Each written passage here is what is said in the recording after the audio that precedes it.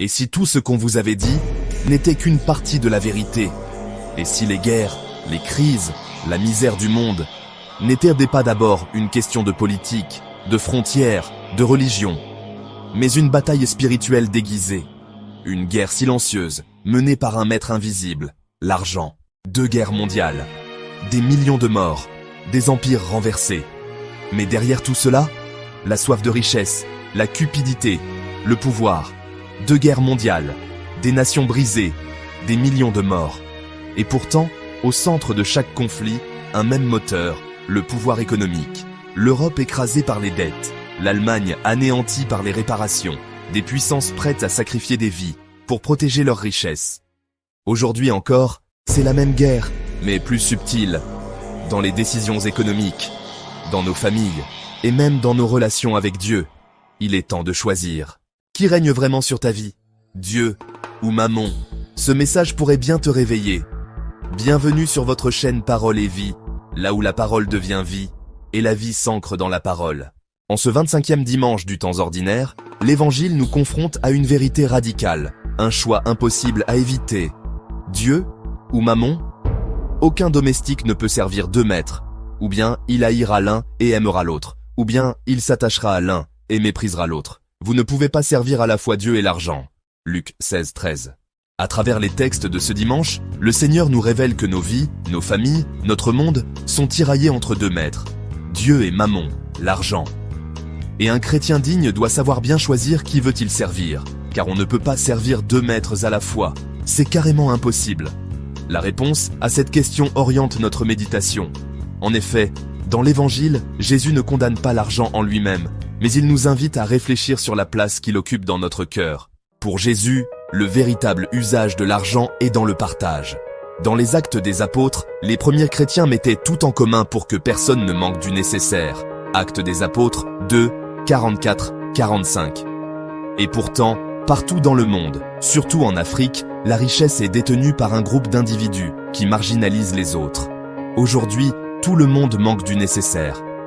La richesse mondiale est détenue par quelques individus connus.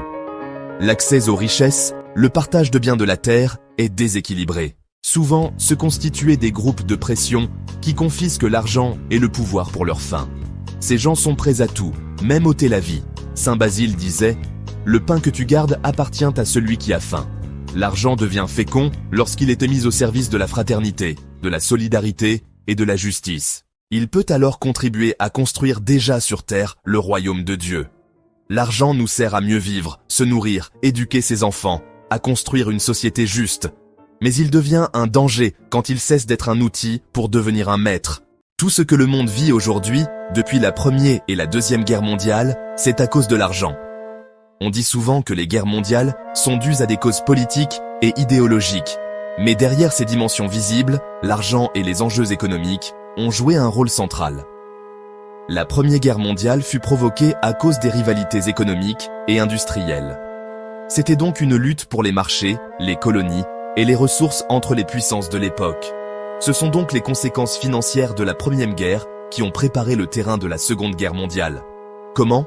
Après la Première Guerre mondiale, 1914-1918, l'Europe sort affaiblie économiquement de la guerre à cause des dettes, tandis que les États-Unis deviennent la première puissance financière mondiale et imposent ainsi sa vision.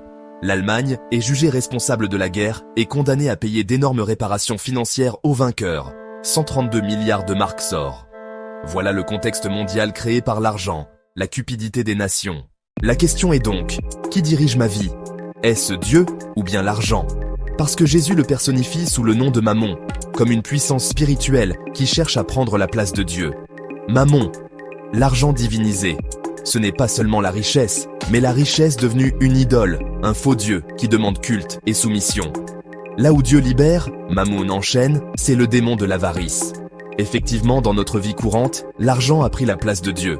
Nous sommes envoûtés par Mammon, car Mammon est souvent assimilé à une force démoniaque qui asservit l'homme et le détourne de l'amour véritable. Nous adorons tous Mammon, au lieu d'adorer Dieu. Celui qui adore Dieu dans la vérité verra son argent devenir fécond lorsqu'il le mettra au service de la fraternité, de la solidarité et de la justice. Le vrai sens et rôle de l'argent, c'est de servir. L'argent est un serviteur, mais pas un maître. l'argent devient un maître ou un dieu. Quand il devient une obsession, il cesse d'être un moyen, mais devient une fin en soi. L'homme ne travaille plus pour vivre, mais il vit pour accumuler. Ses décisions ne sont plus guidées par la liberté, la justice ou l'amour, mais par la recherche du profit.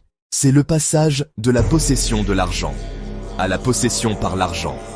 Seigneur, délivre-nous de la possession par l'argent.